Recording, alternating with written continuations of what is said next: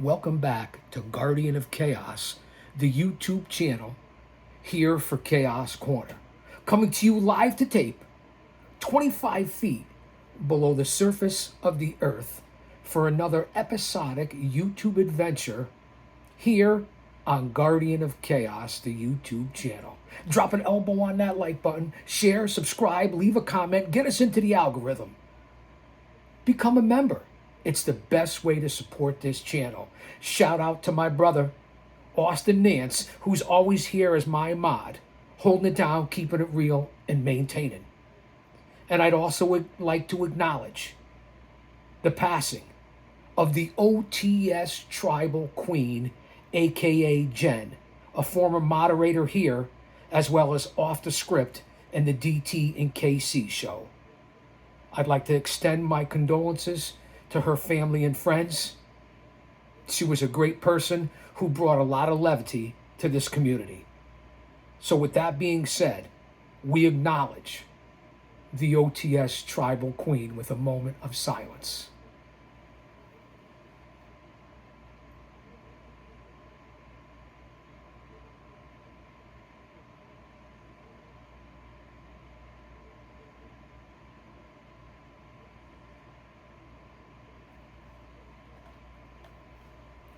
All right, guys and gals, let's jump right into it. Again, much love and respect for everyone that's here. I can't thank you enough. And we have a lot to cover today. So let's just jump right into it. And before we get into story time here on Chaos Corner, I want to shout out and acknowledge all my other social media platforms. So you can go over there, give me a follow, and see that I post almost every day. Not only here in the community section on Guardian of Chaos, the YouTube channel, where there's over 7,000 videos. Follow me over on Rumble, Guardian of Chaos. It's pretty simple, on Rumble, a platform that I could put up much more content and different varieties of content that they will not allow here on YouTube. So hit me up on Rumble, Guardian of Chaos. And then, of course, there's X, aka Twitter, where I post almost every day at GOC. That's me. At GOC, that's me over on X, if you want to find out what's going on in the IWC. Hit me up on Facebook if you want a more personal view into my life and who I am. And it's pretty simple over there on Facebook. Although it's a little kayfabe with the name, on Facebook it's Jay Brony with an I. That's right, Jay Brony. Hit me up on Facebook. Let's jump right into story time. No matter what, you must let your inner light guide you out of the darkness, the rainstorm. Sometimes the obstacle before you is so vast that you can't even see it for what it is. It's not just a problem. It's an existential crisis. Your life is altered so completely and so unexpectedly that you become lost. You feel as if you're in the middle of a raging storm, adrift in a large sea with nothing for miles around but giant engulfing waves. There's a tsunami. It's heading your way, and there was never any warning. Kind of like the current day society, the world, 2026, no matter what you talk about, from the economy to crime to illegal immigration, separation, division, war, natural disasters, famine. It's all happening. But we know who wins in the end. Stay mentally, emotionally, physically, and spiritually fit. Because if he's for us, there's no one against us. Shout out to our Lord and Savior, Jesus Christ. Because without him, none of this is possible. It's just a fact. In order to get respect, you have to start with respecting yourself. Once you do that, you open other people's minds to respecting you. Because there's three types of people in this world. Those who don't know what happened, those who wonder what happened, and people like the GOC, that's me, that make things happen. Surround yourself with like-minded people. Keep your head on a swivel. Take the road less traveled. Use your own wisdom for discernment. I'm praying for each and every one of you, and I mean that from the heart. I'm here out of motivation, love, passion for what I do. And I'm going to continue for as long as possible. I'm heading into surgery in a few weeks. The channel will be down and out for a few weeks, but I'm not going anywhere. I will be back. So let's enjoy our time together as a temporary distraction, a much needed stress reliever in today's world.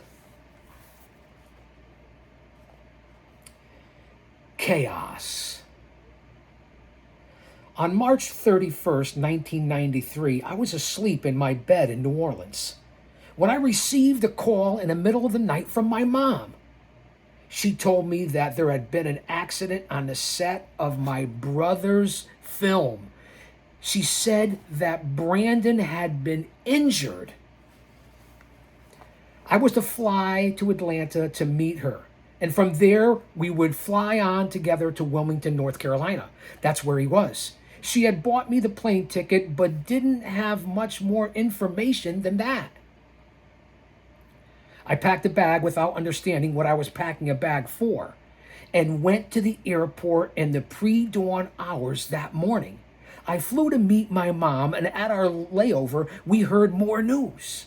Something about his aorta had been damaged. They were working on him. This didn't sound good, but no one was saying how serious it really was. We boarded the plane to Wilmington, and we were separated on the plane because of our last-minute tickets. I was sitting in my seat in a state of mild panic and anxiety for good reason, flying through the air thousands of feet above the ground, and suddenly I felt this bolt shoot through me, like a beam of energy that passed through the plane, through my body, and out the top. It was powerful and completely disconcerting. I burst into tears because in the moment I knew that my brother had died.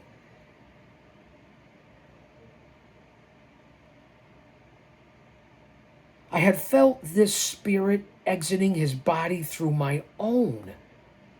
That's all it could have been. I don't know how to convey this other than that I knew it to be true. After a minute, I fought back the tears, working to convince myself that I was wrong. How could I know that was what was going on? How would I know that? How could anyone know that? I started rationalizing and explaining to myself that I was just stressed and being ridiculous. We landed in Wilmington and exited the plane onto the tarmac. We were met by my brother's fiance. My mom went to her and they embraced. My brother's fiance spoke to my mother briefly while holding her. And when I watched as my mother collapsed to the ground, her knees buckling, I was right. My brother was dead.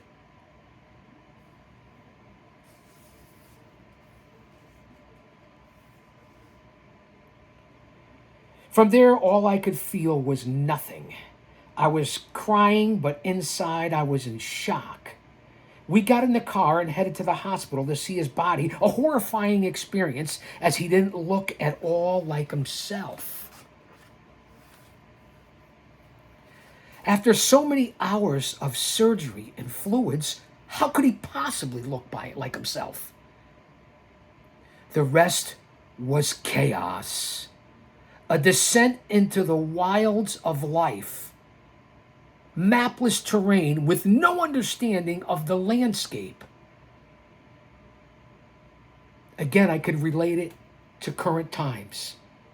In this world, in this country. Now, you may think I'd gone through this before because my father died when I was young. And I had indeed.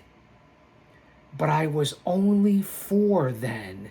And what I remember of what was much more vague, confusion, and that word again, chaos.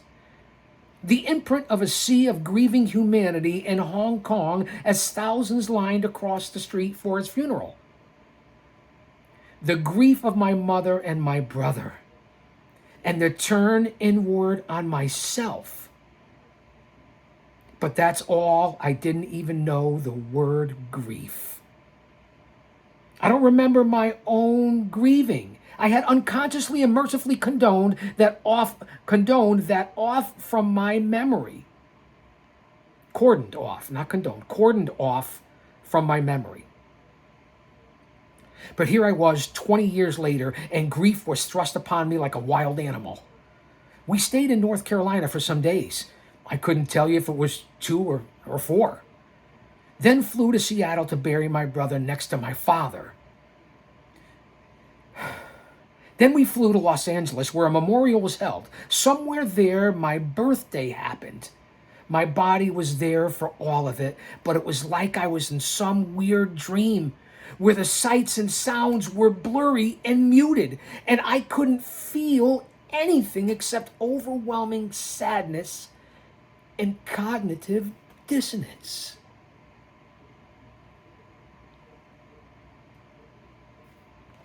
Eventually, I ended up back in New Orleans, back to where I'd been living, but without a brother in the world anymore. How was I meant to carry on? The universe was nonsensical.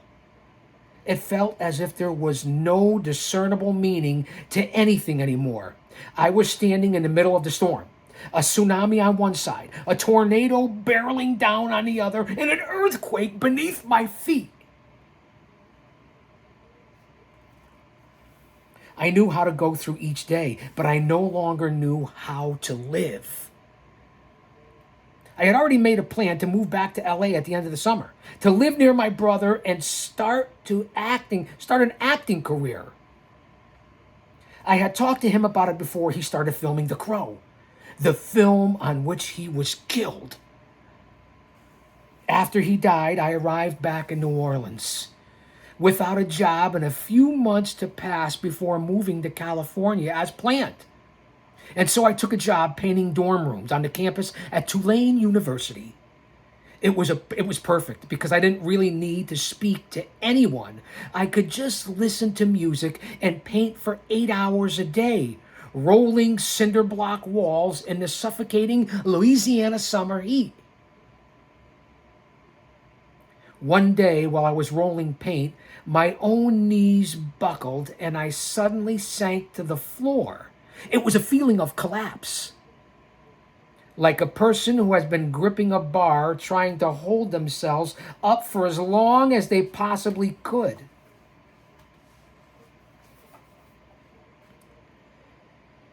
Their body finally just gives out. I sat there breathing like I was breathing for the first time, and I realized I had been holding my breath for months. That was the beginning of the torrent of grief for me. The dam had finally broken.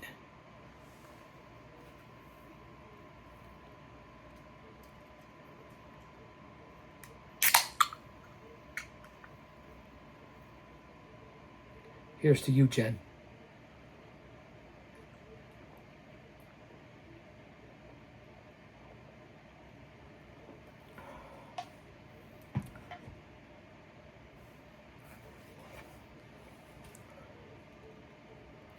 I moved to LA at the end of the summer as planned.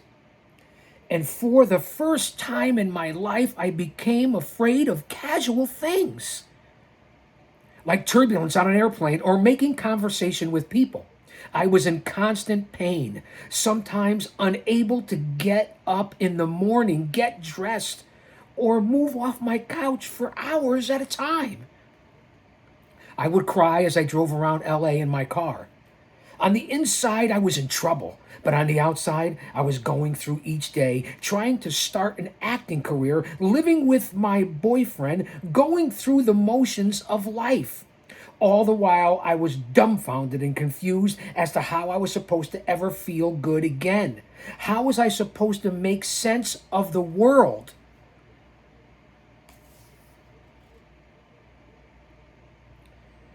Now, this book right here is written by Bruce Lee's daughter, Shannon Lee. So when you hear the quotes and the words flowing off this page, it's from Bruce Lee and obviously from his daughter, Shannon Lee, who wrote this book, The Teachings of Bruce Lee by Shannon Lee. Be Water, My Friend. We covered a lot of this book. I've done 10 episodes thus far. As we continue here, be water, my friend, as told by Shannon Lee.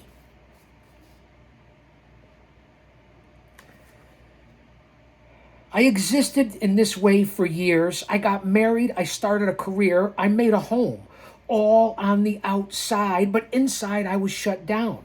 The rainstorm was still coming on strong, and I was drowning. My father said, "What is the opposite of existence?" The immediate answer might be non-existence, but this is incorrect.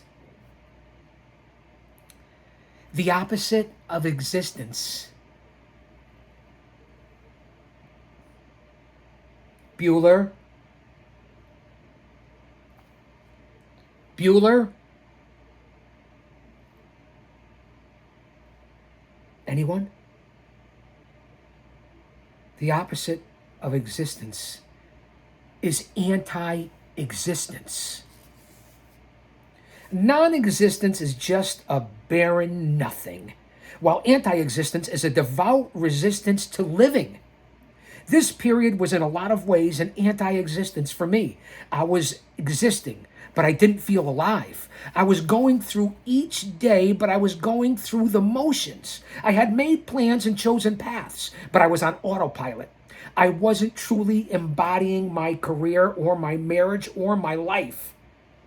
And I imagine that's the way a lot of people feel, whether they've had a tragedy or a traumatic event befall them or not. Just going through life, not fully sure why, not fully engaged, shut down internally, maybe knowing there's something missing or something better, but not sure what to do about it. I know a lot of people currently feel like that, including you. The medicine? It was coincidentally about this time that some books of my father's writings, Bruce Lee, were being contemplated for publishing, and so all his writings had been gathered up and given to me to look at and go through. I wasn't running the business then. The writings had just been given to me as a courtesy. My brother had been gone a couple of years at this point, and life was moving along. I took these stacks and stacks of my father's word and began going through them. I saw the ones I had always known. Be water, my friend. Using no way as way. Having no limitation as limitation. Etc., etc. And then I came across a quote that hit me square in the chest. It said, and I quote, "The medicine for my suffering I had written me..." Well, let me try that again. I got to get this quote correct. "The medicine for my suffering I had within me from the very beginning, but I did not take it."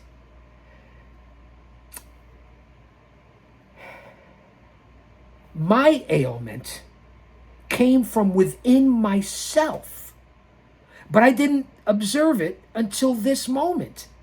Now I see what I will never find the light again. Like the candle, I am my own fuel, consuming myself. Let me break that down again. It's a little confusing if you're hearing it for the first time. A quote that hit me square in the chest as Shannon Lee describes what her father wrote. "The medicine for my suffering I had within me from the very beginning, but I did not take it. My ailment came from within myself, but I didn't observe it until this moment." Now I see that I will never find the light unless,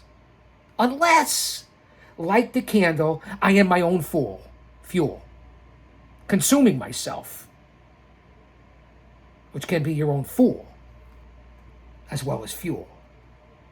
I don't know why this spoke so clearly to me in this moment, and I didn't really know what to do with it, but I felt for the first time what can only be described as hope, as though someone had given me a clue to a giant puzzle that I didn't even know I had been trying to solve. I began to recognize that I'd been repeating over and over to myself, not proactively, not with great intention or purpose, but really to utter desperation. This internal plea, help me. I can't live like this. Please help me. And for the first cracks of light came through in this reading of my Father's words. Somehow I had unconsciously called to help me, and help had arrived. So often we feel like the answer to our pain is to ignore it or expunge it, to let it go without acknowledging it, because to do so would be to potentially implode. But I was already suffering so much, and here was my Father saying to me that I had the medicine to cure myself. Did I really? How? Further quotes reveal thoughts like, let yourself go with this disease. Be with it. Keep company with it. This is the way to get rid of it. And in the middle of chaos lies opportunity. How true that is. I'm a living example of that. I had been thrown into the maelstrom of chaos and had become rigid, so gripped by pain that I could barely breathe. I was resisting life while pretending at life because I couldn't believe that life could be good anymore. How could life be good again with a dead brother on top of a dead father?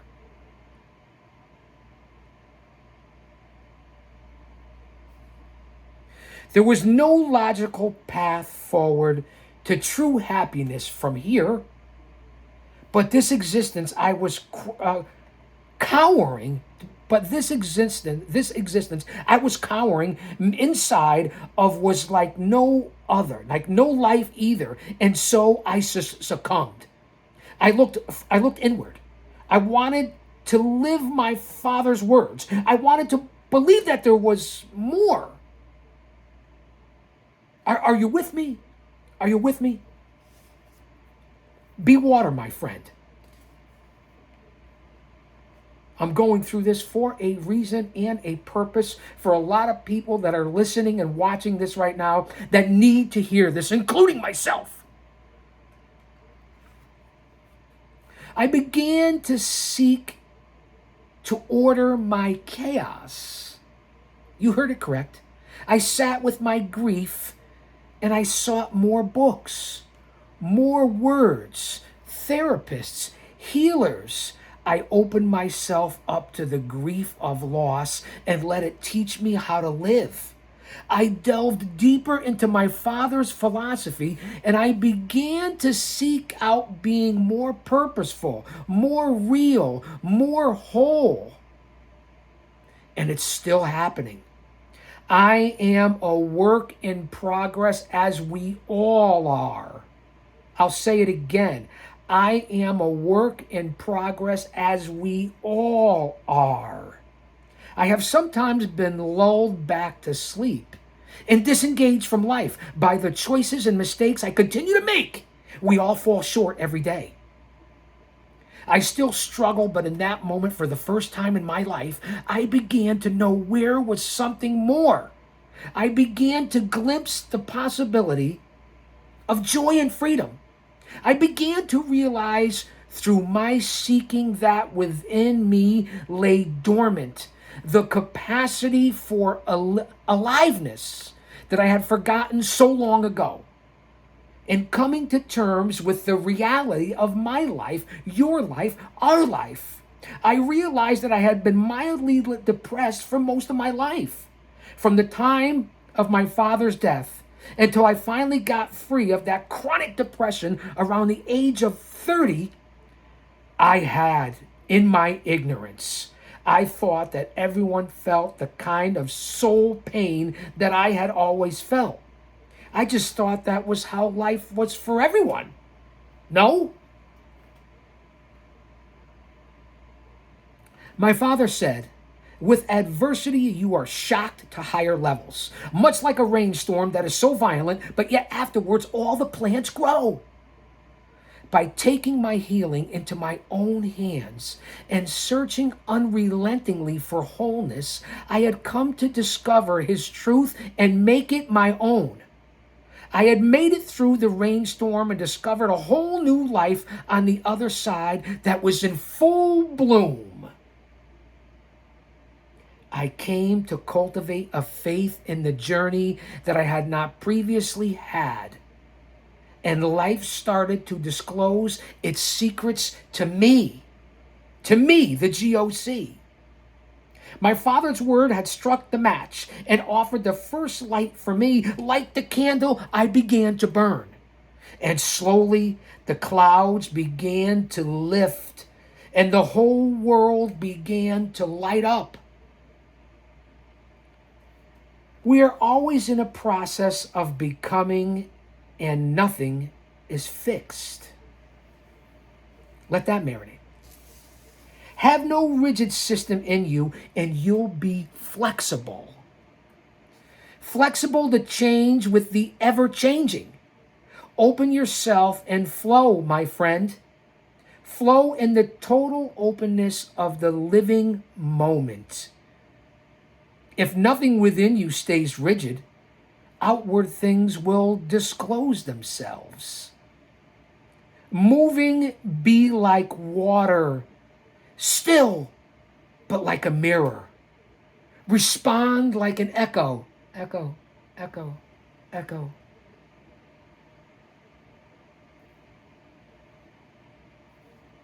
When you stop resisting life, even the hard parts of life, then you start to be a part of life. And life takes you under its wing and says to you, look, this is how we live. And after a time, you realize you are ready to stop swirling around and around in the little eddy at the riverbank, because you know yourself to be the stream. And it becomes safe to let yourself flow forth again.